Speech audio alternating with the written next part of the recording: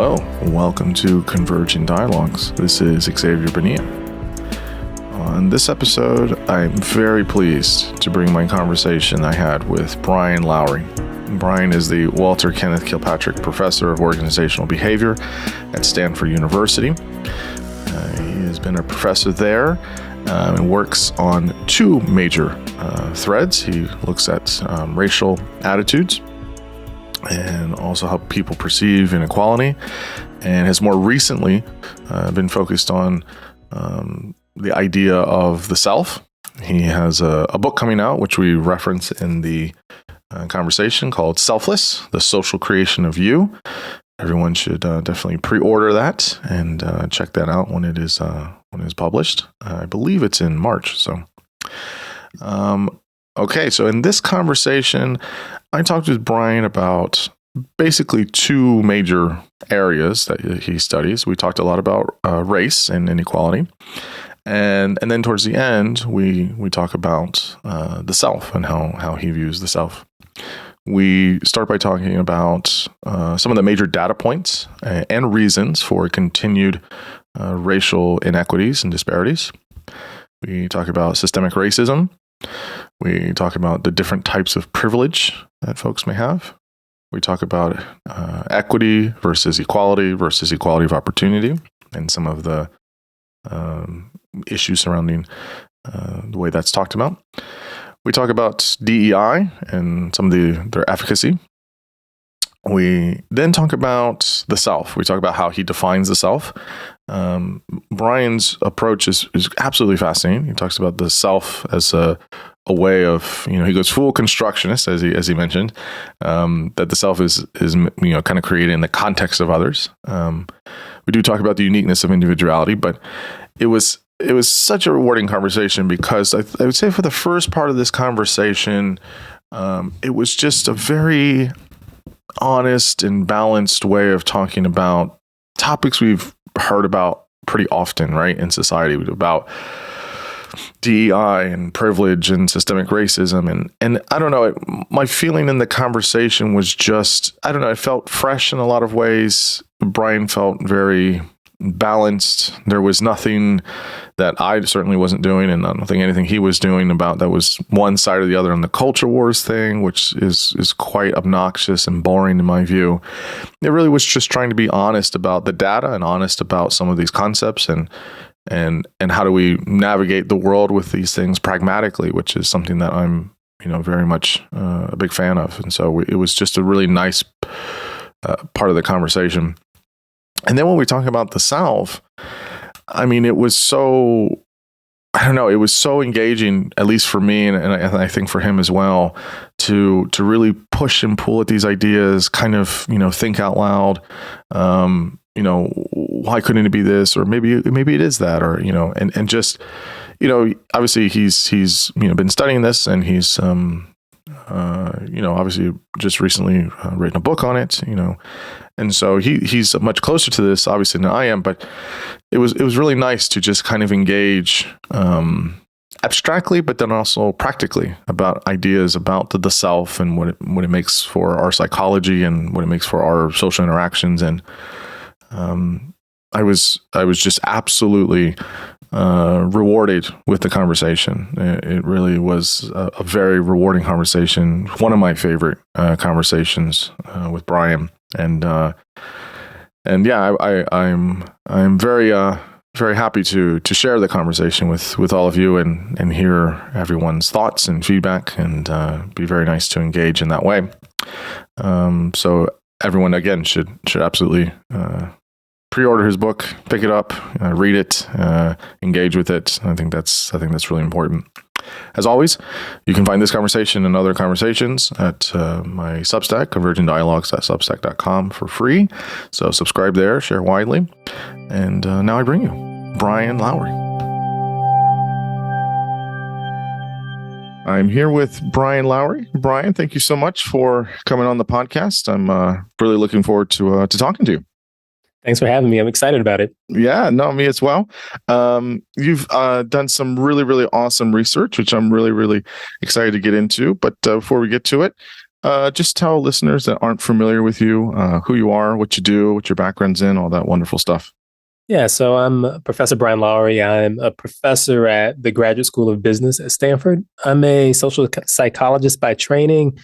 Mostly, I research intergroup kind of phenomenon. So I'm interested primarily in perceptions of inequality. So how people think about inequality, how they respond to it, how it affects how they feel about themselves. So I do a lot of stuff on that.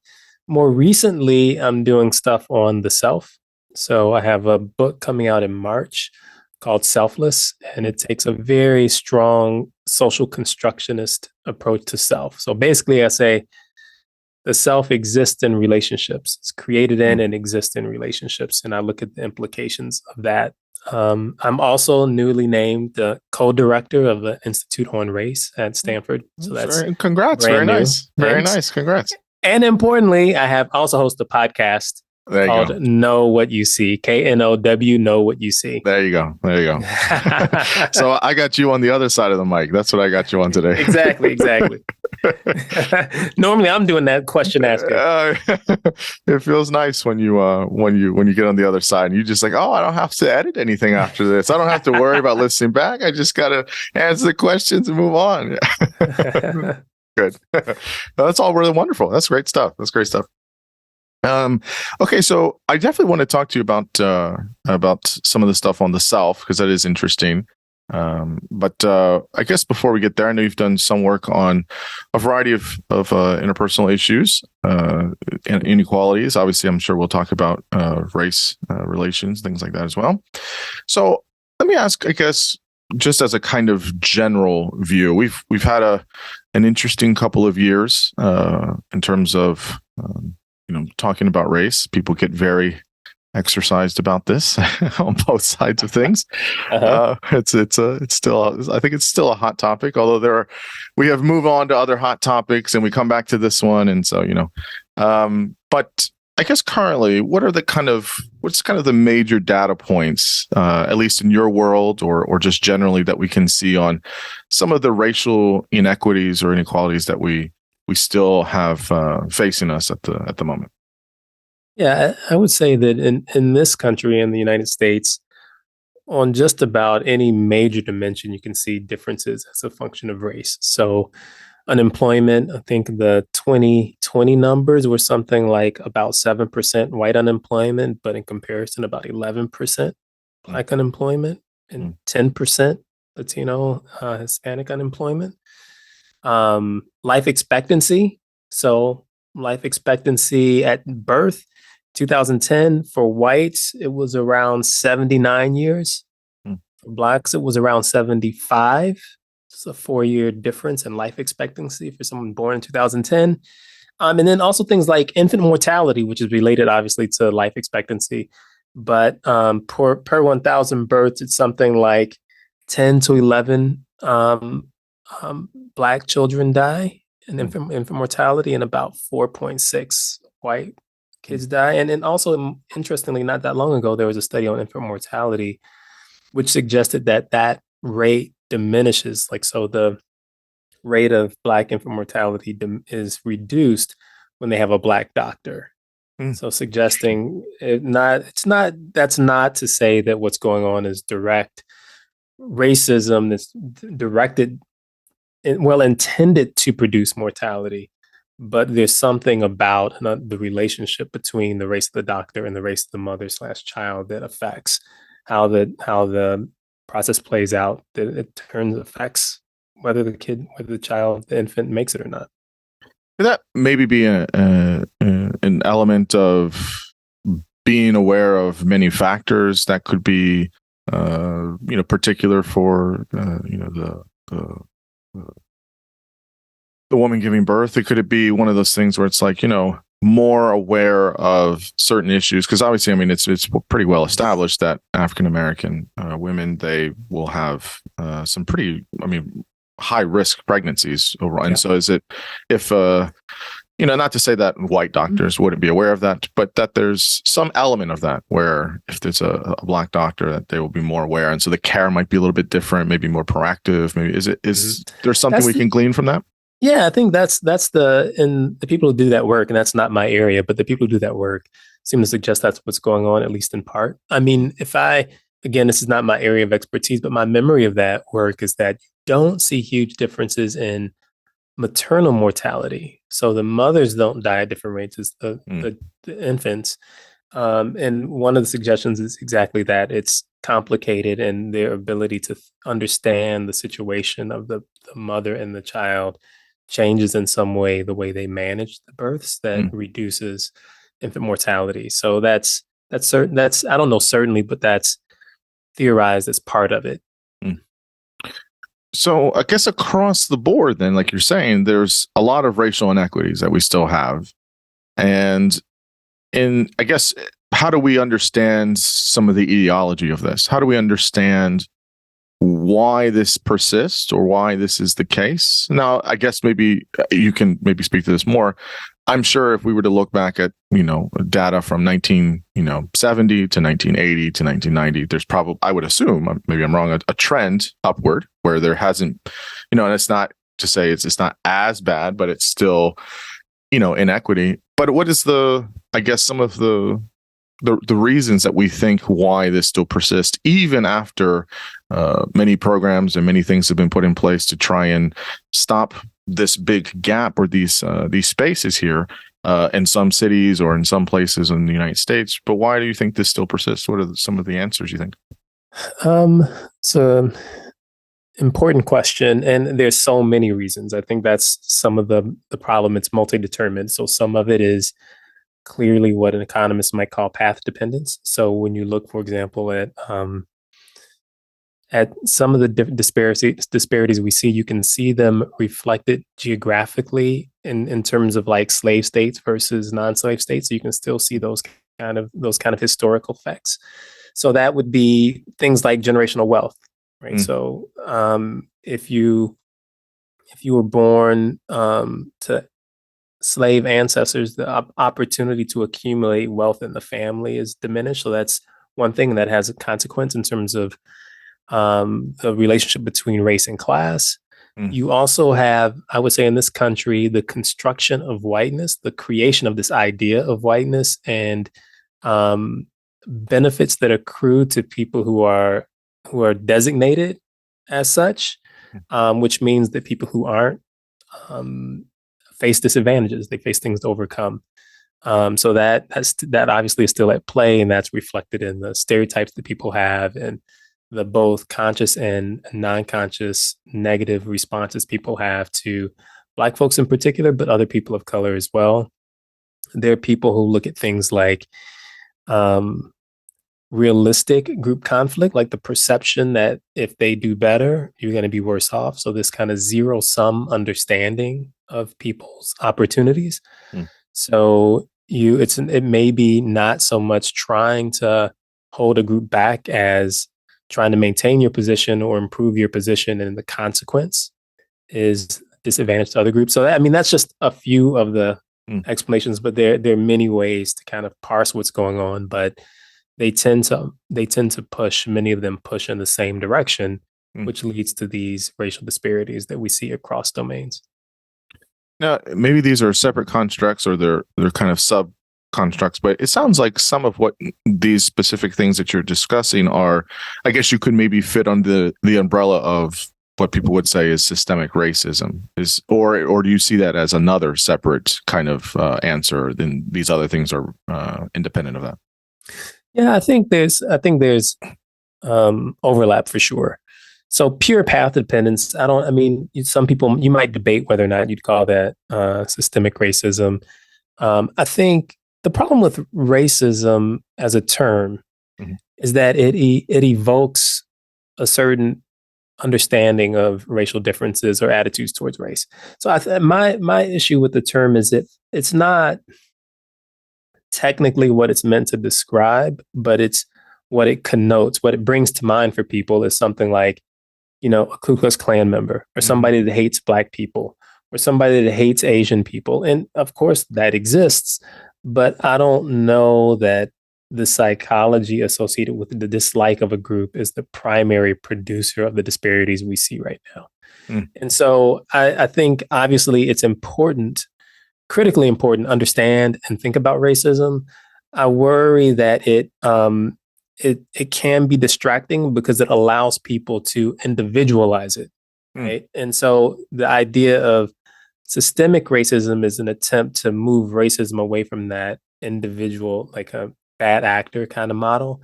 But I worry that the average person still has a hard time grasping what that is. Like they Mm. still think, oh, so there's a number of people who are racist and therefore you get systemic racism. Mm. Like it's hard to see how racism can be embedded in social systems. Mm. So I guess how do you tease that out or explain that? Because I'm going to assume that you're obviously a person that believes in systemic racism, but that there are systems that have, racist components, or they are inherently racist. How do you, or is it just we need a better way of discussing or describing that? What's helpful here in understanding that in terms of our kind of general sociology, or how we understand, our society at large with, these big institutions and systems? Yeah, I think part of it is that I think there's two things that are complex there. There's both the racism and then there's the systemic, right? I think that people have a hard time with both of those independently. So you could argue, for example, what role does the criminal justice system play in society?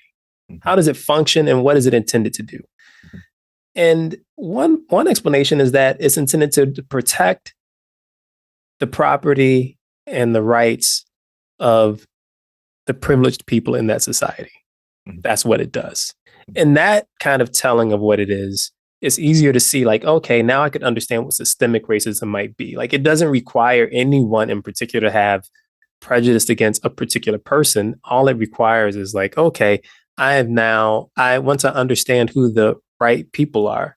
I'm protecting those people and their interests. Right. And it doesn't require again, this is hard. I said that in a way that suggests that an individual is thinking that, but that's not how it would be, right? Mm. The system would be set up in that way, right? So where would the police be?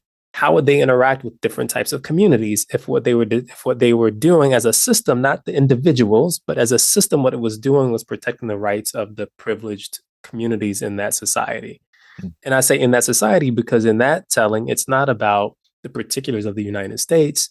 If law enforcement agencies serve that function in societies, you can look around the world and you should be able to see the same kind of things. And in fact, you can see some of that sort of stuff around the world. And so that's just a way of trying to, again, I just want to just wrap that up. That's just a way of trying to understand, for example, what we mean by systemic. And then you can add the racism to that and see how those two things would play together in that example. So is this why people have like kind of a resistance to maybe the term, is because they're putting, it's looking at systems and it's looking at groups, but they're always looking at it from an individual lens. So you basically are we have to swap out the lenses maybe, or just say like, okay, like, yes. I mean, what I found is that, that people will have, I think people have the cartoon version of that. They'll just, that's the fill in the blank kind of thing. Well, it's because of this. And it's the kind of very, reductionistic kind of thing. And it's like, sure. But I feel that when I've explained to people what it is or what systemic racism is, they'll be like, yeah, of course. But it's like, yeah, we just call that this thing. And it's like a triggered word. It's just like, no, it can't be that. Like, no, that's not what it is. And it's like, well, I mean, if you're describing something, now it might be on everyone's different description, but like, I mean, there's a term, maybe you could find a different term, but why do you think people have such a resistance to that? It's somehow we live in a place that's just inherently racist and people resist that? Or is it, what's the, I guess, resistance people have to it? I think, again, multi-determined probably. One is that I think human beings think at the level of the individual. Mm-hmm. So the idea of systemic racism is hard if you really think at the level of individuals, because and in the history, but it connects to a different, but also powerful effect is that I don't want to see myself as racist. Mm-hmm. The people I know, most of them, I hope or I believe, are not racist. So where could this thing exist? Where is it coming from? Right? If I think at the level of the individual, I think there's that. I think there's also, maybe at a less conscious level, a desire to justify things as they are. So there are people who study this, right? People want to justify the system as it exists as fair, right? So the system must be fair. Therefore, I have to deny the existence of racism or systemic biases. I think all these things again push in the same direction. I want to protect my sense of myself as good. I want to think of the people in my life as good. I want to believe that the world is fair. All those things push against a willingness to see and grapple with the inequities that exist in society. Now, some people will make this push, and one of the papers you had, I think, touched on this. What they'll do is they'll say, "Well, I don't have any privilege. Like, I kind of resist that term. Like, life's hard for me too. I'm a, working class or even maybe poor, white class or a class of person, and they're white, right? And they'll say, listen, I mean, economically, in terms of class and our economics." It's not any different than my neighbor who's, black or, Latin or, anything else. And they're in it too. They're still they're on food stamps and they're, on Medicaid, and we're in the same boat here. So you're going to tell me I have all this privilege. And so there's that kind of push where it's like, well, look, life's not fair and systems aren't fair, but we all get that at some point, or many of us get that at some point. Why are we focused on, well, this person has privilege because of their color of skin, or they walk into a store and, we're going to assume that these things, like, maybe that doesn't happen anymore, Brian. That happened, 50 years ago or 30 years ago. That doesn't happen anymore. Or that doesn't happen everywhere. That happens maybe in some areas, and, that's terrible, but we're getting better. What is your kind of engagement with this stuff? Well, I certainly hope we're getting better. So I hope that's true. Yeah. And then there's some evidence that things are getting better for sure. What I would say is, first, I agree with you. Life is hard for everybody. I mean, there's no denying that people struggle for all sorts of reasons. Like, if you're poor and white, that's going to be tough. It's hard to be poor. There's no denying that. If you're rich and white, things that happen to you are going to be hard, right? That is life. So first, I would say, like, yeah, that's true. And that does not mean that there aren't privileges associated with aspects of who you are. Like, those things are not incompatible, right? So yes, it's hard for you. And imagine the person who is just like you, except is Black. Mm-hmm. Like, you want to switch places with that person? Like, that's kind of what I would ask. So it's part of it is, when you talk about privilege, people make the wrong comparison. The point about privilege is not your life versus some ideal life. Mm-hmm. So privilege is not, say you have racial privilege, is not to claim that your life is ideal. Mm-hmm. It's not to claim that you haven't suffered and won't suffer or don't struggle. It's not to claim that the things you have were given to you for some reason. Like it's not really the point. The point is, you have benefited on this dimension relative to someone who is not white. Right? That's the claim. And I think if you look at that, I get the discomfort it produces, but I think most people would understand that. In the way I said to you, like, look, if you think about your counterpart that's as poor as you are, struggling, would you really rather be Black in that situation? Mm-hmm. I think that most people could understand that, but that's just not what comes to mind when they hear the word white privilege, when they hear the term, rather, white privilege. Yeah, I agree with a lot of that. I think it is, again, we've, for better or for worse, engineered many of these terms, and they've become, people have an allergy to them. As soon as they hear them, they can't. You're telling me something about myself. You're telling me I'm better. Like, I got to work 3 jobs just like, my coworker does who's Black. And you're telling me, my life's so easy, and no one's saying that, or maybe some people do it incorrectly, but I think it is on one dimension. But then the other pivot becomes, well, why are we focusing about race anyways? Right? Like, listen, we're just a human race. right? I have friends in this corner. They'll say, race isn't even really a thing, right? It's just we're just humans, race. When I check on a box on a demographic sheet, I just put human. I don't even put black or white or Hispanic or whatever, any of these things. Like, I just put human. Why are we so focused on race and which is interesting, I mean, I get I get some of it. I get some of the arguments, but I mean, I know you've heard these arguments too. What do you think about some of these claims about, this other pivot that people make? That seems, I don't know, that seems a little not serious to me. And here's what I mean. If there was a dimension on which that person was constantly being discriminated on, like if that person if they were a redhead and they felt like redheads were constantly being treated poorly, it wouldn't be like being a redhead. Who knows? It's random, whatever. But you would have something to say about that. You'd be like, this is a problem. I shouldn't be treated this way because I'm just because I'm a redhead. Why does that matter? People would be outraged. And so the idea, and here, I mean, I don't want to trivialize the existence of race. I want to be careful here. But the point I'm making is that when you see consistent inequities, I don't understand what people mean. Like, why do we talk about it? Like, you wouldn't talk about it if you were constantly being discriminated against on this dimension. That wouldn't be relevant to you. You would say, well, since it's not real, it doesn't matter. It's real to you. I mean, if police are stopping you because of that, you don't think that's worthy of discussion? You wouldn't be upset? You wouldn't say like, hey, this is not the way the world should work? So I just don't. Well, the answer becomes, well, we just need a raceless society, Brian. That's what we got to push for. We got to push for that. Well, we don't have that anymore. We just don't see race. We just, that. I understand. It's a colorblind ideology. Like, I get it 100%. Like, I think.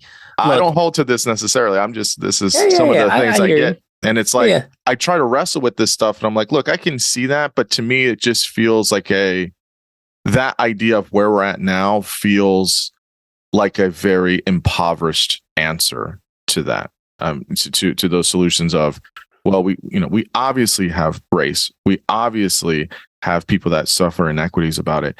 And you can make the distinctions between history and culture and all those things. I get that.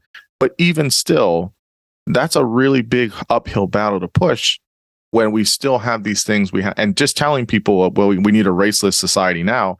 I just feel it's an inadequate answer entirely. It's a nice aspirational goal, maybe, but here's what I would say. I don't know if it's the right aspiration, but I don't want to recruit those people on my side. I'd be like, you know what? Great. How do we get there? Yeah. Right. I don't know that I agree that that's the right outcome. But given where we are, what you're basically saying is people should not be treated differently, but they are. So don't you want to do something about that if that's your aspiration? Right. Yeah. So I think there's common cause to be made with those people if those statements are made in good faith. Yeah. Like, how often they're made in good faith is a different question. There are a few people I know personally that make them very seriously and genuinely and in good faith. I know other people don't.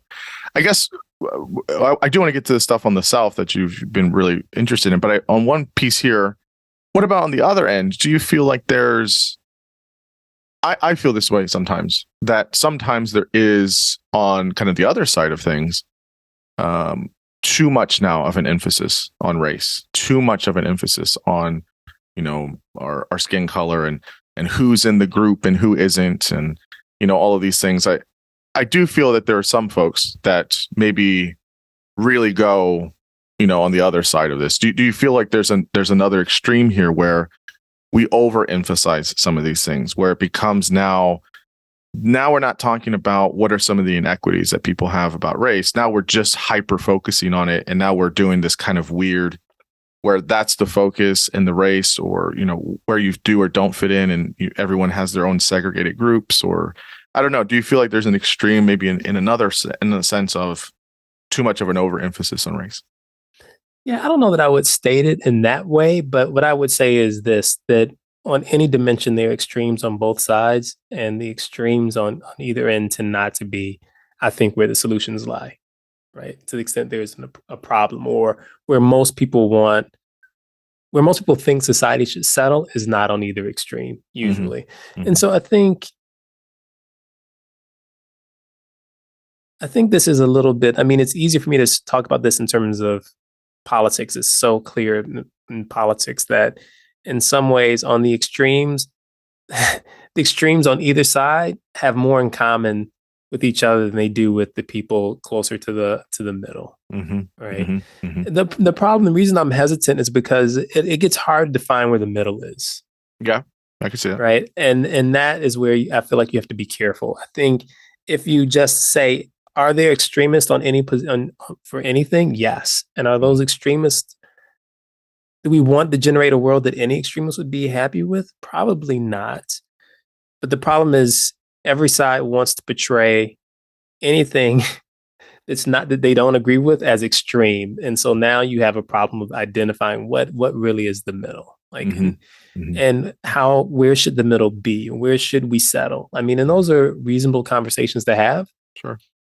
And reasonable people can disagree about where we should settle. This is why I say, like, I'm anti-colorblind. I'll just say that. Like, that's not my solution. Mm-hmm. But I could imagine a reasonable person having that solution and having a conversation with that person. Mm-hmm. Right. I can imagine a good faith conversation about that. And I would happily engage with someone on that in good faith. Mm-hmm. And so again, I think it's just hard to know where the middle is, but of course, the extremes on both sides. Yeah, I mostly align with you on this as well. I'm also anti-colorblind. However, I'll talk to anybody. So if someone was in good faith, I was like, okay, cool. Like we talk about it. Like, let's hear your points. And so, and I think that there is something to learn and say, okay, how do we cohabitate this country and in the world together where we're not discriminating or hating people. And I think if people have that kind of higher aspirational thing in mind, okay, let's try and get ideas in there. Okay, I want to ask you about one last thing kind of connected. Then we can talk a little bit about the self, because I have some questions there on that as well. So is another triggered kind of word for people now. Is for some people.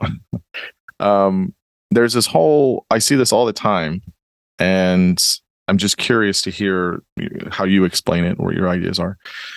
There's this, people get very upset about equity, equality, and equality of opportunity. I mean, you've seen this, and I get some of it, but I don't know why other people resist it, and I kind of have like a middle road on this. So how do you usually define these terms separately? Because they are distinct. And I do think there is, again, terminology gets annoying here.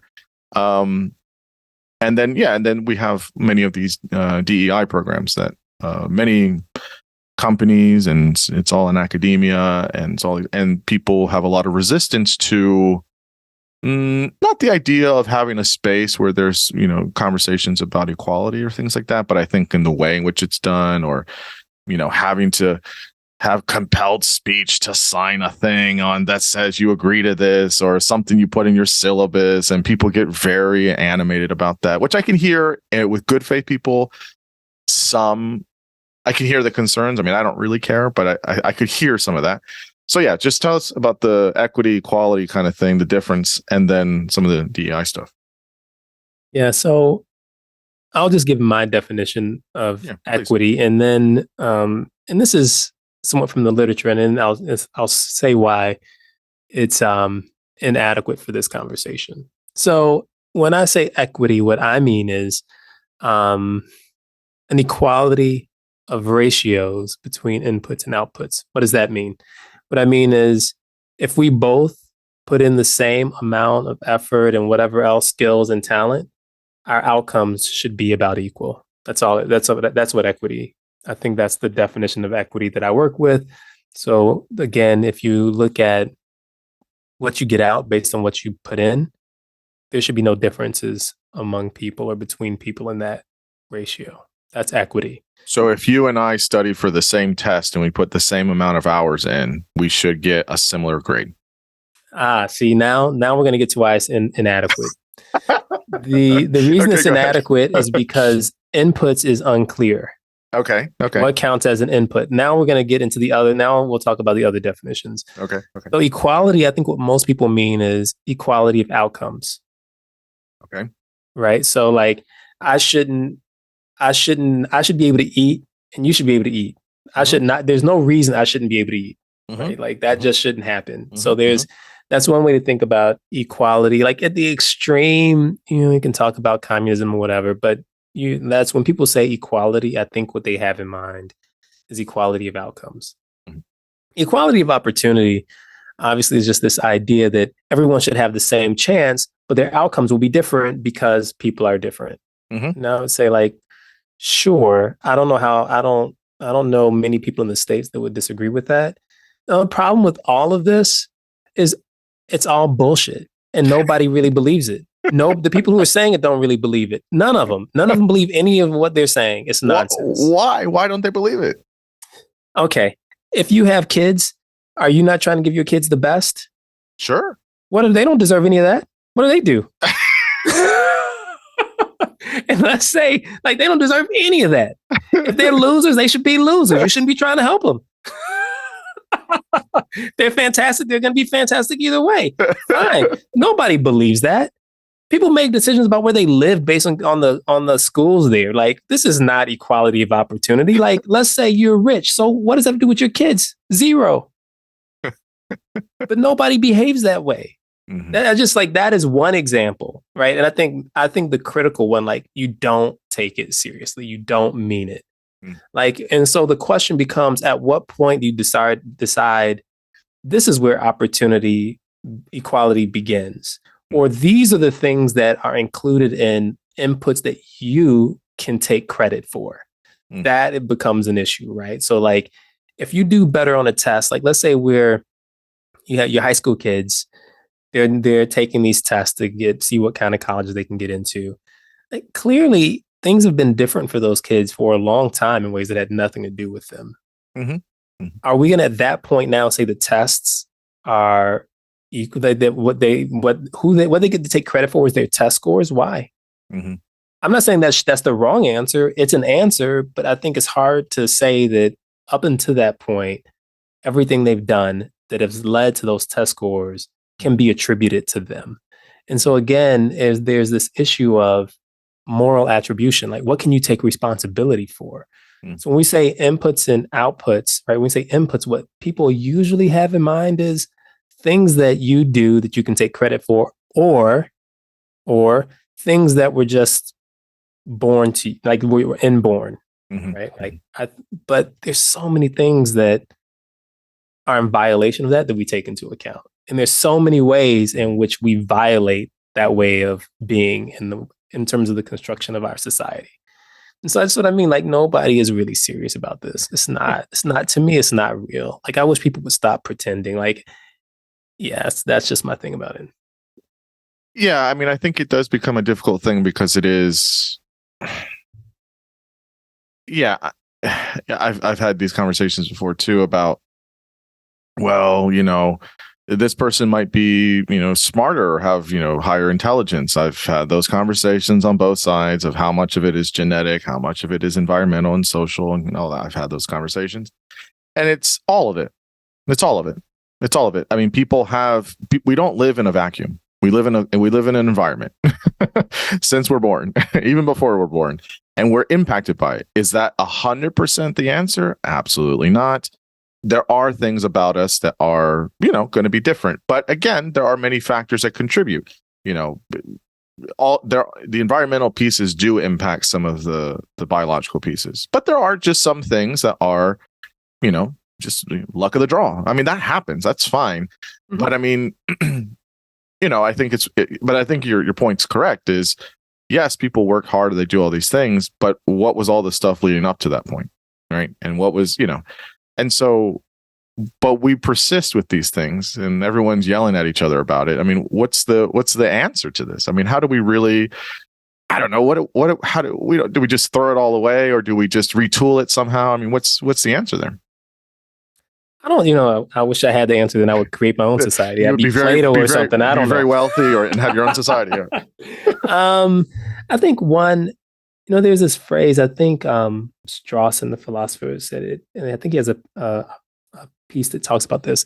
Luck swallows everything. So in some ways, like there's what if we took that seriously? Mm. Like how would we organize society if we truly believe that most of, not all, of course, but a lot of what we have is a lot of our situation is determined by luck. Mm. And this, I don't know, there's a bunch of problems with it, but this goes back to kind of like the Rawlsian like veil of ignorance. Like, how would you organize Yeah. society if you didn't know who you would be in it? Mm-hmm.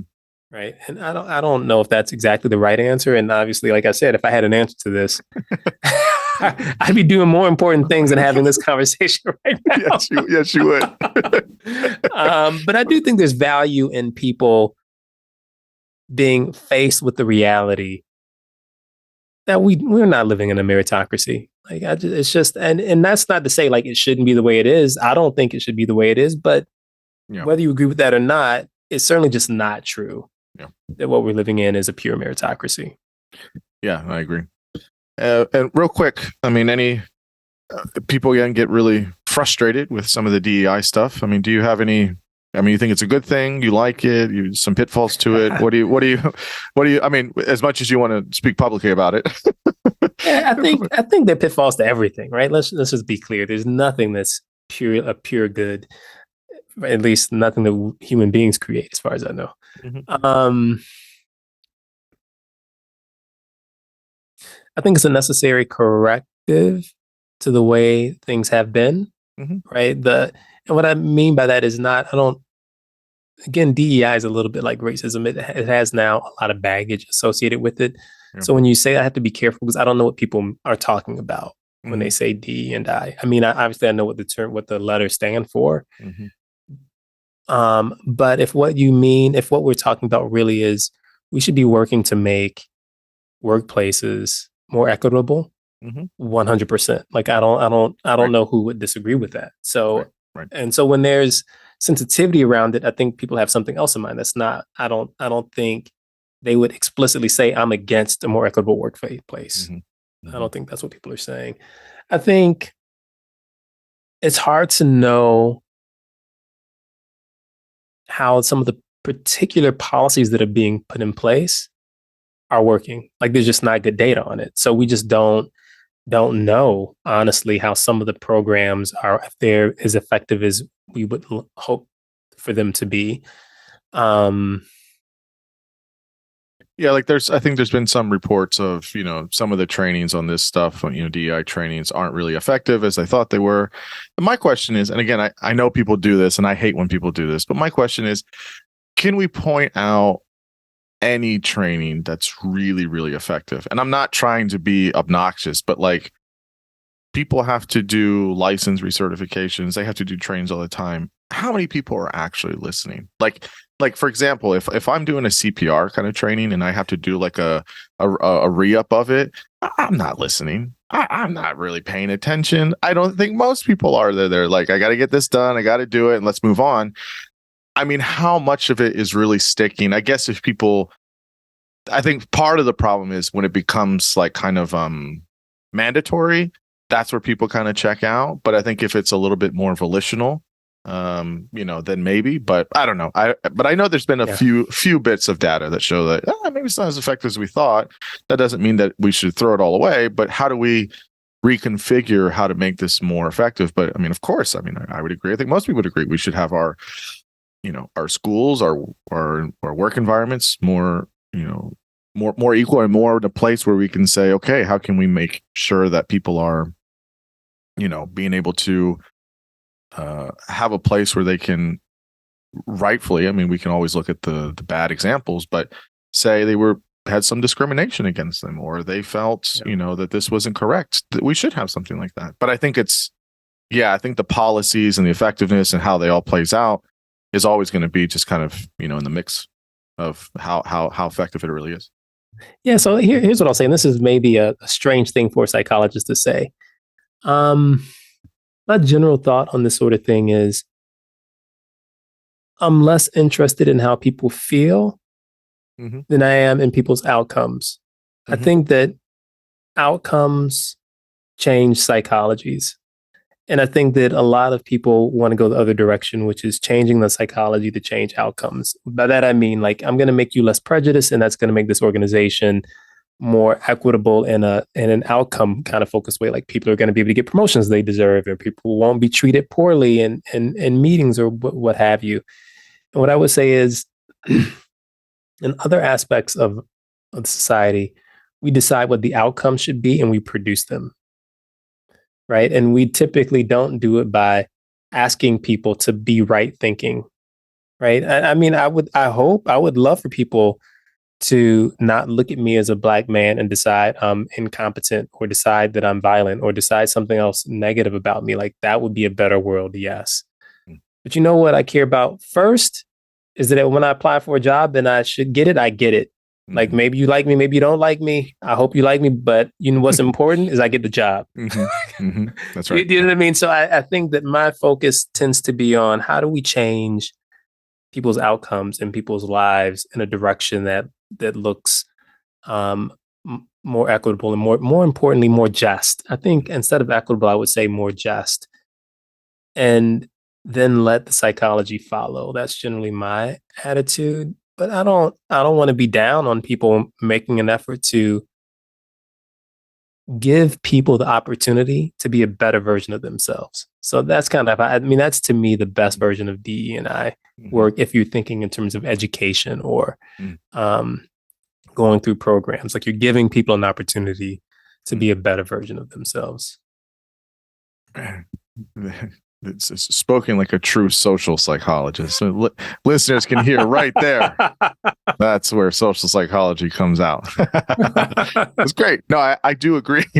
I do agree. When you're talking about big organizations or big groups, you do need to have some emphasis on that. You can't win the hearts and minds of everybody individually. It's not going to happen. It's too slow. We would like for it to happen, maybe, but it's not going to. Okay. So tell me about your work on the self. I'm really interested. Maybe give me the book pitch. What's the thesis? What's the thesis? You got the book coming out. What are you trying to say? What are the big things you're hitting? And we can just kind of crawl into the idea, because I have some ideas about the self as well. So I'm really curious to hear kind of your angle on it. Yeah, my angle on it is I think a general social science angle, honestly. It's that often people think of their self as something that exists in their body, looking out through their eyes, manning the controls of the physical machine that is the body. Driver in the car that's just driving. There's somebone inside me pulling the strings, telling me to go here, do that. Right? The self, the core self. The self, the true core self, right? That's in there somewhere. What I'm basically saying is that thing doesn't exist, and that's not surprising. And what I'm saying is that thing that people are focused on is really something that exists in relationships, that it's constructed continuously, that it's in flux, that it's being produced right now in this conversation between me and you.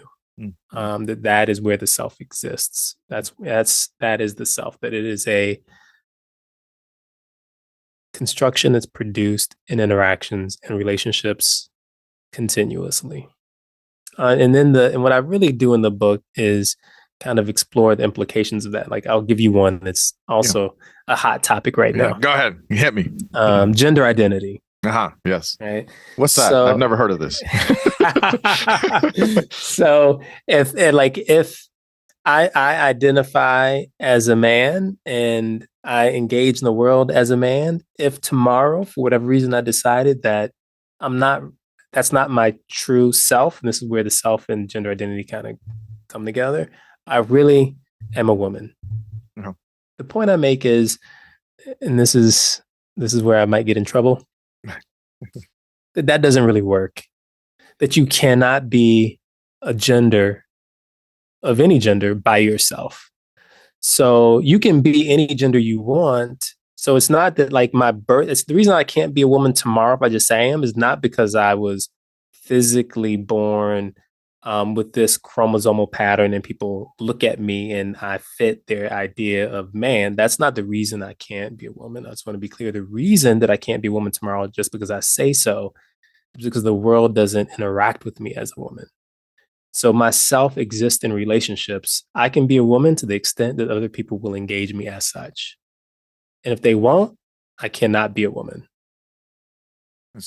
I have not heard this perspective. It's interesting. So, but I guess the argument could be, well, I mean, there's plenty of counter arguments I'm sure you'll get for that, but couldn't it be that you could do that? Like eventually you could, if you do identify as a woman tomorrow and you consistently identify as a woman thereafter, then people in the world would see you eventually as a woman, no? And sure. They potentially could. Mm-hmm. Yeah, so maybe and then I'll become a woman. And then it's just a time thing. It's not necessarily. Possibly. Okay. All right. Yeah. So, but here's what's interesting about that example. And this is what I want to say on both sides, that I think I give something for there's something for everyone to hate in what I say. I love it. Something for everyone. I love it. So yes, I could become a woman. I'm not denying that I could become a woman. That's not the claim. What I'm saying is I can't become a woman by myself. Like in your example, like over time, if people started to accept my claim that I was a woman, yep, I'm now a woman. That's fine. That fits 100% with my argument. The argument is that you need people for that process, and we need people always. So you're okay. I got you. I don't. I think maybe it's been explored in different ways, but I don't disagree with what your premise. I think the idea is, it's like what a lot of, I don't know if you cover philosophy in the book a little bit, but it's like what Kierkegaard and Sartre and a little bit of Heidegger and Merleau-Ponty, a lot of the phenomenologists were up to this stuff, is talking about the other. How do I understand myself in relation to the other? And there's all of these things where they'll spend, hundreds of pages and ink spilled on being and who we are and ontology and this, and it's just, I love that stuff as a great academic exercise. But then you do all that work and then you say, okay, well, wait, but how do we know us in relation to other people that also are thinking about themselves as well, and what that does or doesn't change, right? And it's a very interesting dynamic, and it's something that, I'm sure some people in certain philosophy departments think about this, but it is a really interesting thing. So it sounds like you're kind of from a social psych perspective looking at that and saying, to be you're never in a vacuum. You're always with other people that also have a self, or the illusion of a self. And that's what's animating, or that's what's, one of the major kind of engines that make us who we are, is our interactions with other people. Is that about right? Yeah, that's about right. I mean, I guess I like to be extreme. So what I'm saying is, if you accept, and this is really the social psychological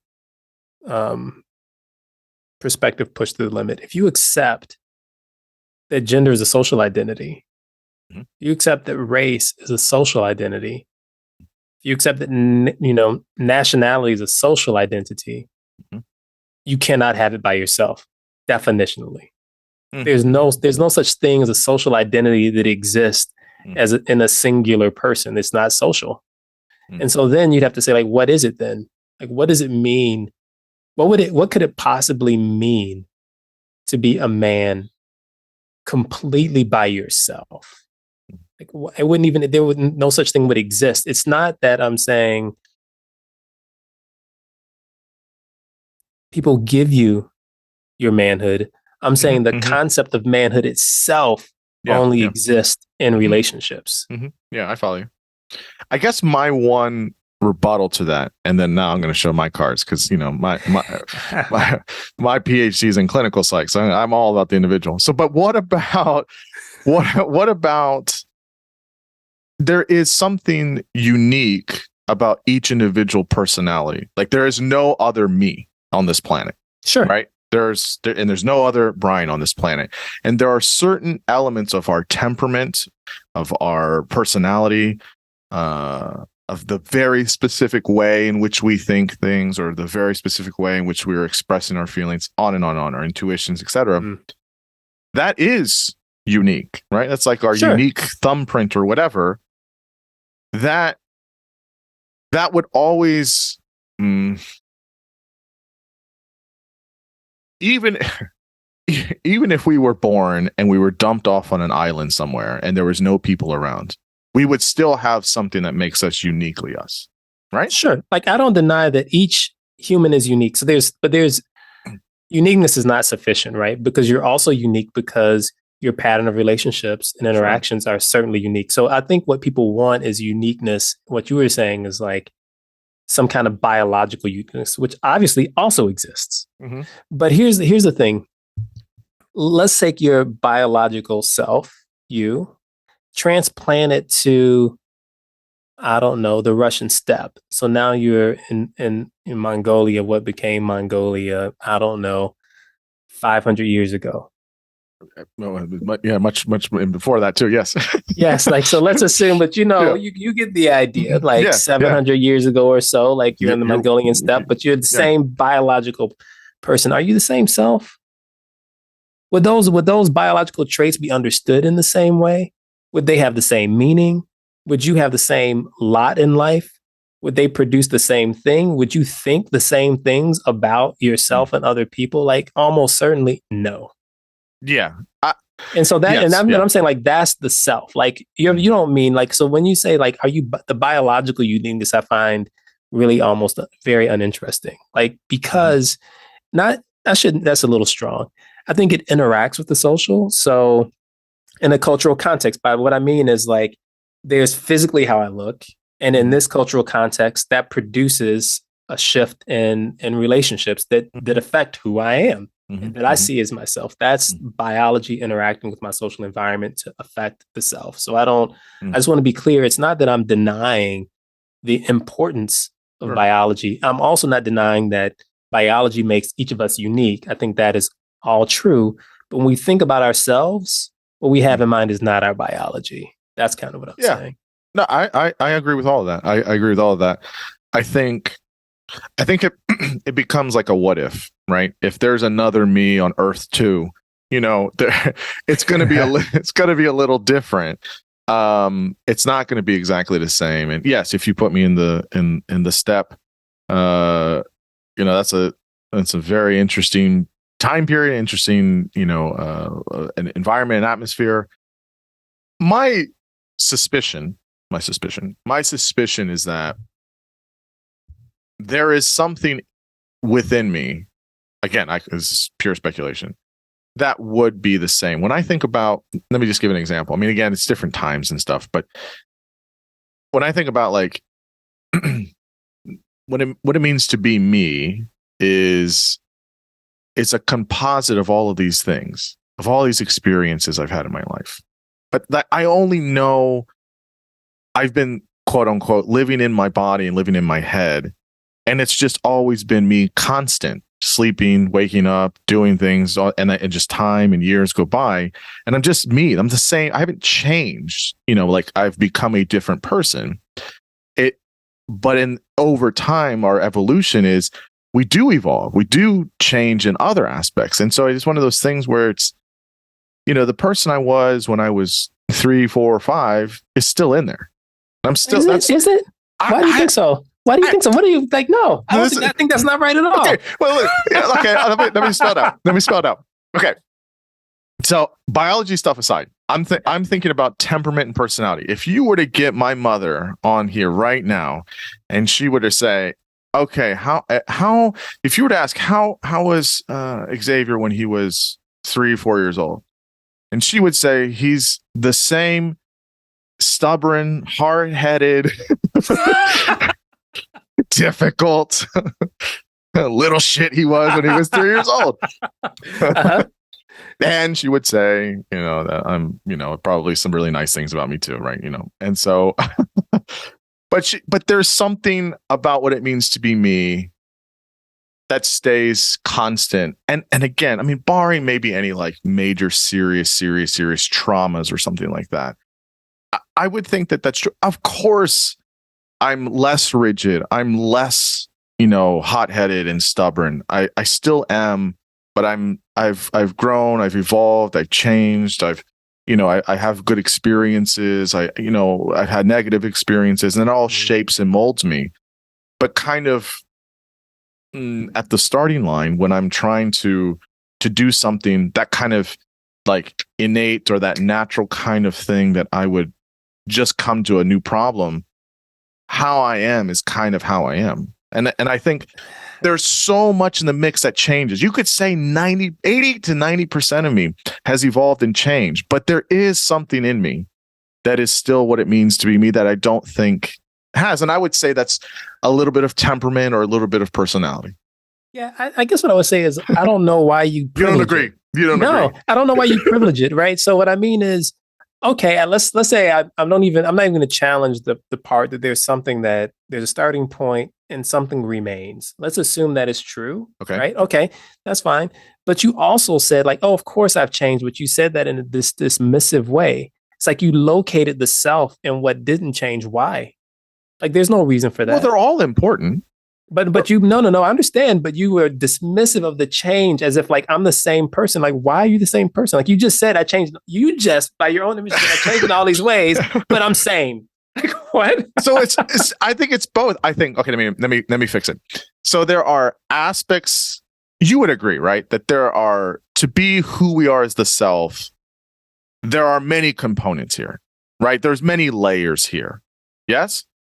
I guess yes, but I think this is the core of the conversation we're having. So I want to be clear here. You have to be clear about what is the self? Like, what are you talking about? So when you say something has changed or hasn't changed, we have to know if that change is relevant to the self or not. That's where we're disagreeing. Yeah, maybe. Yes. So I think of like, you could think of,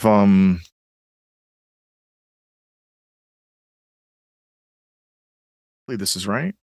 I'm not a Rogerian, but Carl Rogers. I mean, you know Carl Rogers, right? I mean, like, yeah, I'm not a Rogerian, but I have this, like, he had a lot of things to say about the congruent and the incongruent self and all these things. But there was this idea that there are, and I agree. I think he didn't say it this way, but I think he alludes to this, that the self is an illusion, kind of the thing we were saying, like there's someone driving the car inside of us, like that. Yeah, that doesn't exist. We kind of walk around thinking that way, or at least some people do, but it doesn't exist. What to me in our human psychology makes up the self is we basically have these different pieces of us, these different layers, these different shells that we have. There's who I am at work and my professionalism. There's who I am as a professor. There's who I am as a dad, as a husband, all these things, right? All of these things, and you're getting parts of me. And some see more of me than others, right? So my students don't see the same sides of me that, my wife and daughter see, and that's true for most people. We all kind of, I think, get that. So I think that there's these, and then there's all of the experiences that we have that we're living each moment that are still, and I would throw in there as well, like who we have with people, relationships, all of these things that are continuously making our sense of self and who we are grow. We're continuously to evolve and all that. And I would agree with all of those things. But I do think there's a part of us that is like a constant. And I would say that's like a temperamental kind of thing. There's a certain element of us that is, we can adjust it or fix it or manage it or, whatever, regress or progress or whatever it is. But there's never going to be a point in my life where I'm not going to be a little stubborn. That's part of who I am. Okay, so I won't challenge that. I'll accept that as true. Why do you think that defines you? Because that's what you're saying.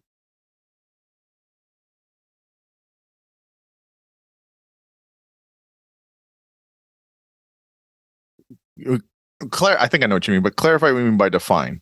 You said like it's like that's the self that stays the same. That's who I am.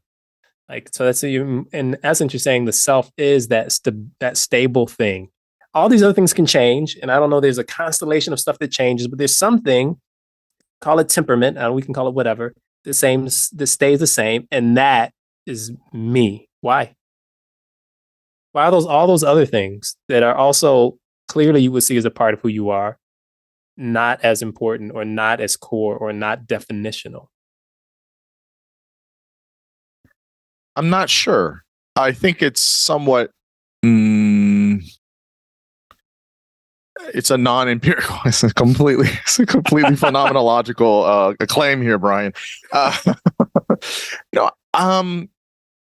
I don't know. I'd have to think about that because as I'm thinking about it, like, look, I think we can change our thought patterns. We can change our behavior. We can change how we express our emotions. We can change our experiences. We can change our belief systems. We can change, and maybe you've done that. I've done that. Mm-hmm.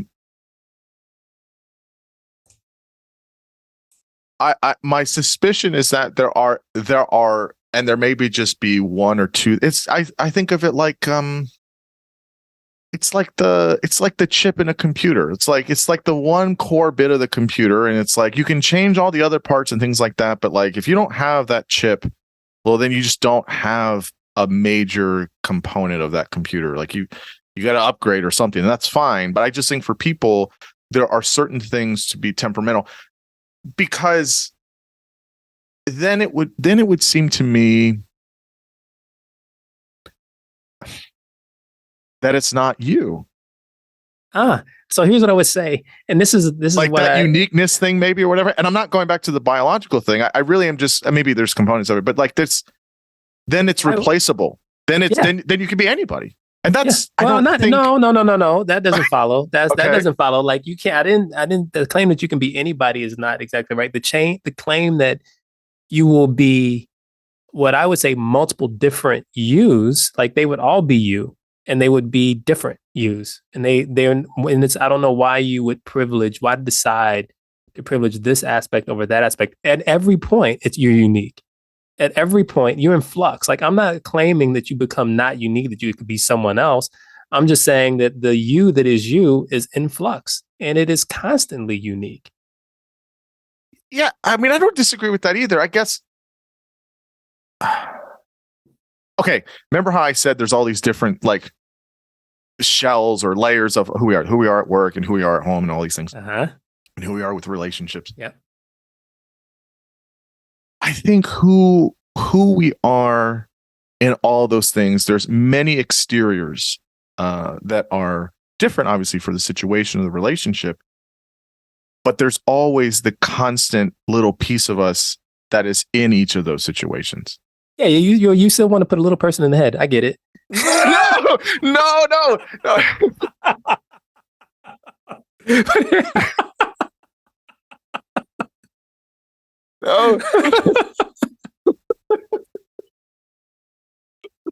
Oh man, I could see how you would see it that way.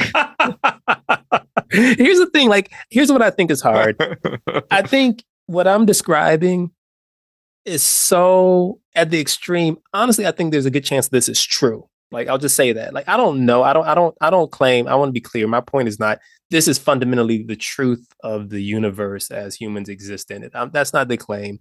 But I think there's probably some truth to it. And it could be that the truth is so divergent, so different than the way we experience ourselves. We have a hard time accepting it. Like, we just can't. It's hard. The human beings just cannot grasp. It's possible that we just cannot grasp the reality of our own existence.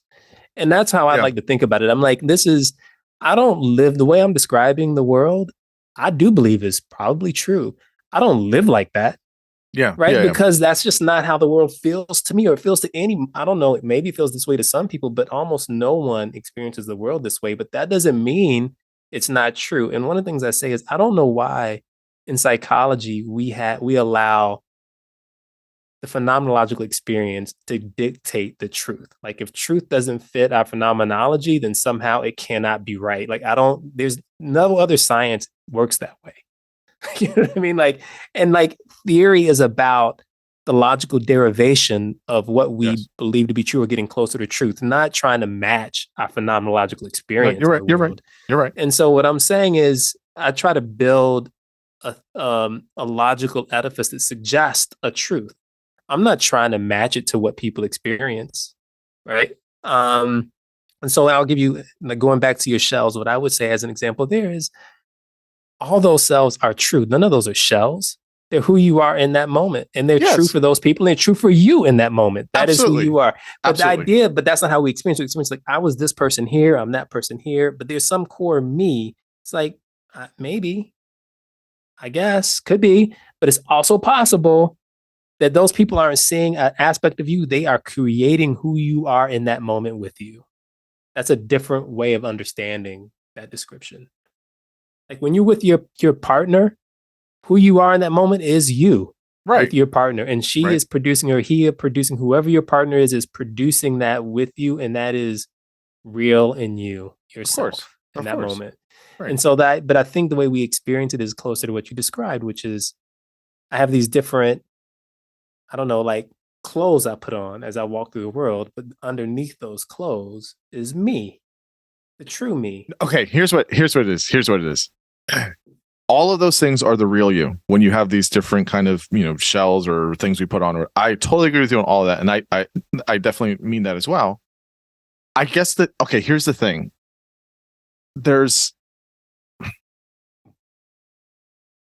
It's like there are certain aspects, so there's certain pieces, and I'm not making a value judgment, but there are certain pieces of what it means to be us. All of those things are us as well, but there's certain things outside of them that are constant.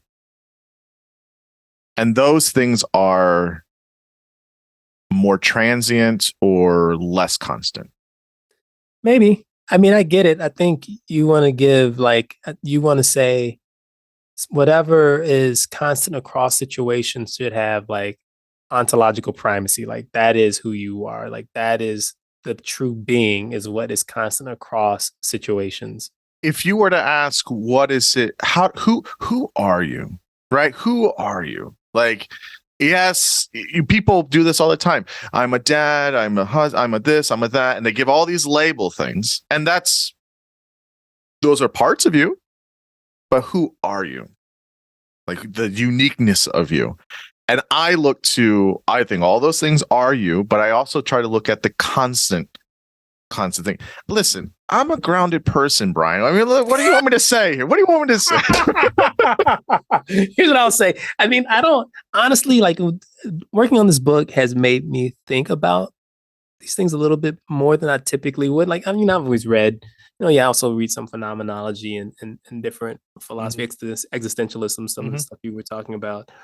But if you really push past, for me, this is for me, I'm not saying for everyone, but my experience of was pushing past what it felt like to me and truly examining it, I don't know what the core is. I don't know that there's a core. Like, that's not to say that people don't see similarities, but those similarities could be imposed by the external environment as much as emanating from me. Now, again, there's biological stability. Like, my physical features are not, I mean, I'm getting older, but my physical features, there's something that's stable in that and that people are responding to. I'm like, is that core? Right? Like your eye color, is that who you are? Because it's stable across situations and maybe people are responding to it and that's generating some stability. Like, when you start examining that kind of that way, you're like, no, that doesn't count. Like, then all right, then I'm not sure what we're talking about anymore.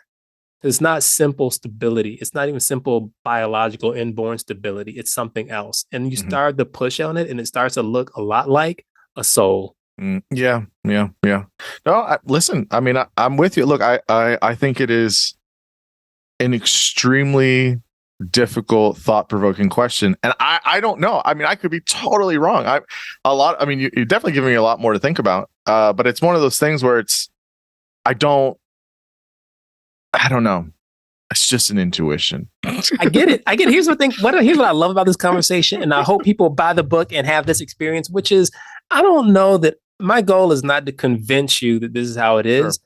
If you just leave and say like, wow, I don't know, or I really hadn't thought about it that hard, or now I think differently about it and I see something that I didn't see before that I believe is true, but most of it is nonsense. I'm like, fantastic, that's a win. Right. But that's good because you're pushing on people's kind of like if you will, they're givens. Like this is just a given that this is true or whatever. So I will make you a deal. When your book, I will read your book. When it comes out, I will have you come on again, and then I'll be loaded. I'll be ready. I'll be ready. I'll get your ideas, have mine. I'll have all my notes. Do it. We'll do it. And we'll have it out. We'll try and figure it out. I can't wait. I can't wait. Brian, it's so much fun having you on.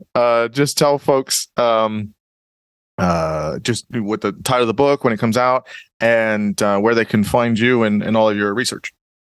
Great. So the book is called Selfless, The Social Construction of You. It comes out March 28th, but you can buy it now. You can pre-order it now. Also, again, the podcast is called Know What You See, KNOW, What You See. And most of the things that I do are up there. So in terms of the website, so you can go to knowwhatyouSee.com and see all of my stuff. And if people are still doing Twitter, I don't know what the state of Twitter is today. If it's still there, who knows? I'm Brian Lowery, PhD. So at Brian Lowery, PhD. Yeah, this is all wonderful.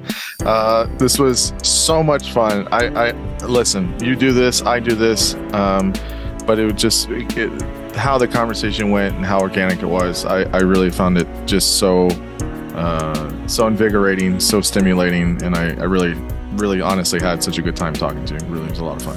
I did too. It was a lot of fun. I appreciate it. And I can't wait to come back and do it again. Please. At the book. Please. Yes. I really want to. All right. All right. Thank you. Yeah. Have a